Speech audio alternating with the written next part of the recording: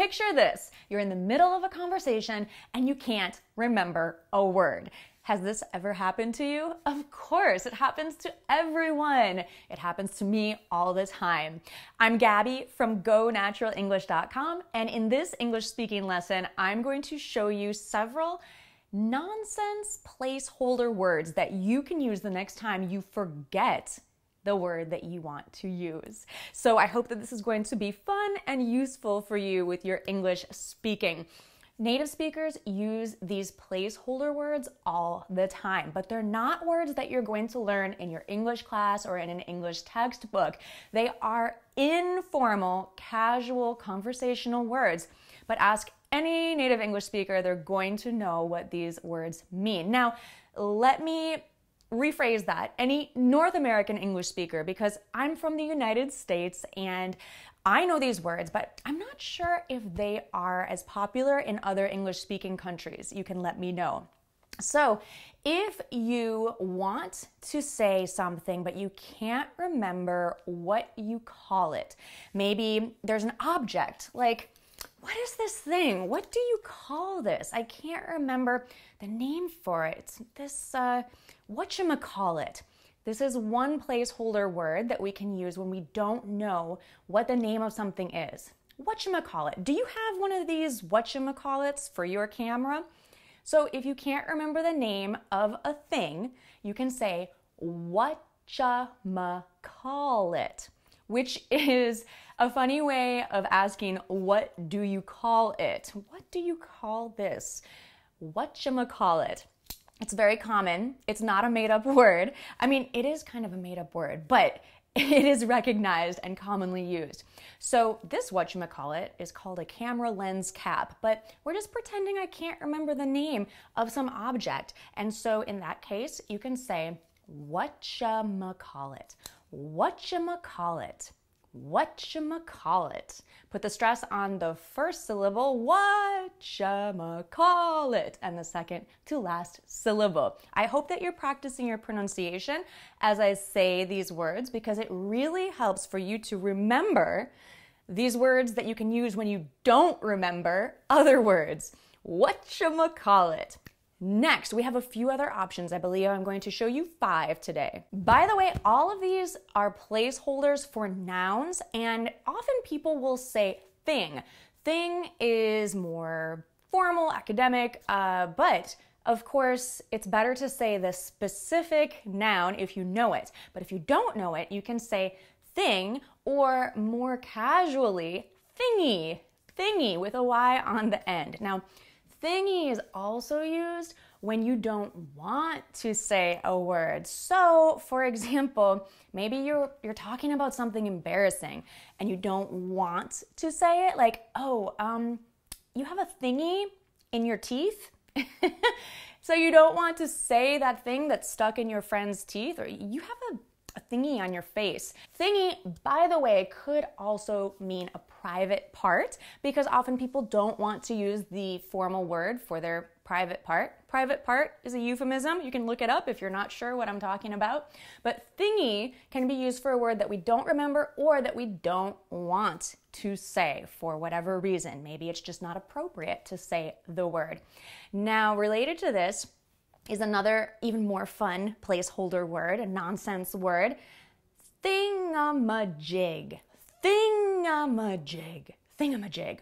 That thingamajig, that whatchamacallit, we can use these kind of interchangeably. I use thingamajig when I want to talk about an object or maybe a tool, like if I have to talk to someone who's repairing my house, but I don't know exactly the part they need to repair my house, I might say, tell me the cost of the thingamajig that you need in order to fix my house. I don't know the technical term for this thing that we need to fix my house, but I can use the word thingamajig. Thingamajig. What's that thingamajig that you use to organize all of your tools? It doesn't have to be just for tools or fixing things. I could ask, what's that thingamajig you use to bake bread? What's that called? Thingamajig. If you're talking about a gadget, maybe a technical item or a tool, there's a placeholder we use that is doodad, doodad, doodad. A doodad could be like what I showed you before. It could be a little item, but often doodads are gadgets or items that we use like tools or buttons, or a doodad, like a little thing, okay? Also, we have doohickey, which is a variation on doodad. Doohickey is a small object, a gadget, something that you don't know the name of, or you cannot remember what the name is. Show me that doohickey you got at the store last week. I want to take a look. My garage right now is filled with doohickeys and other very valuable items. These are placeholder words that take the place of thing, part, or object. Of course, you can say thing, part, or object. They're a bit more formal, but these placeholder words are more fun. They're conversational. They add color and a bit more of a native speaker vocabulary to your English speaking. So try them out, repeat them again with me, and see if you can use them in an example sentence in the comments. Let's repeat them once more, and then I have a question for you. Whatchamacallit? Whatchamacallit? Thingy, thingy. Thingamajig, thingamajig. Doodad, doodad. Doohickey, doohickey.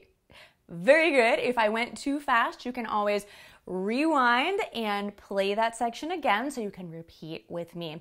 My question for you, I really want to know, in your language, do you have a word or several different words like these that you might say instead of the word thing in your language? I love learning more colloquial terms or casual phrases or words like these. So please share them with me. I would love to know them. Now, I would love to know also if you enjoyed this lesson, if you want to know how to speak more like a native, more conversational English, and of course, how to understand native speakers when they use words like this, let me know in the comments or give this lesson a big thumbs up. These are the kinds of words that we learn inside my complete English fluency course called Fluent Communication. You can find more information about the course at gonaturaleNglish.com/pre-reg.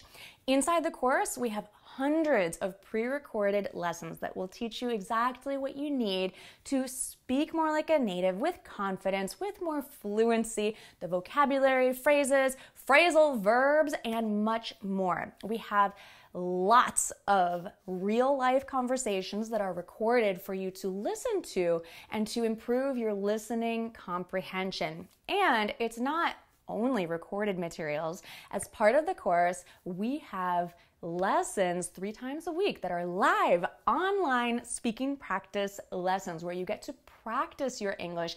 And most importantly, you get feedback, you get corrections and advice, tips for improving your English speaking that are invaluable. Really, they will improve your skills and your confidence so that the next time that you have an opportunity to use your English, you feel good about it.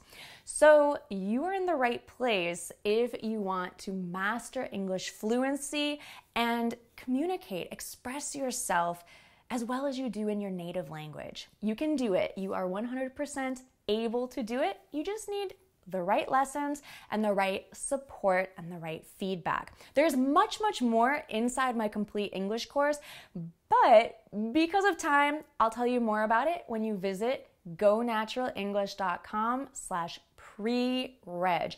And you can learn how you can connect with your classmates from around the world, how you can comment on each other's English and help each other, practice with each other, how you can meet our English coach, Dawn, who is super helpful with our lessons and giving the feedback to you as well. and exactly what is in the course. So I'll tell you all that and more when you visit gonaturalenglish.com/pre-reg. Who knows, maybe you'll be the next fluent English speaker who we help through the course. Thank you so much for watching, and I hope to see you in another lesson soon. I'm Gabby from Go Natural English. Bye for now.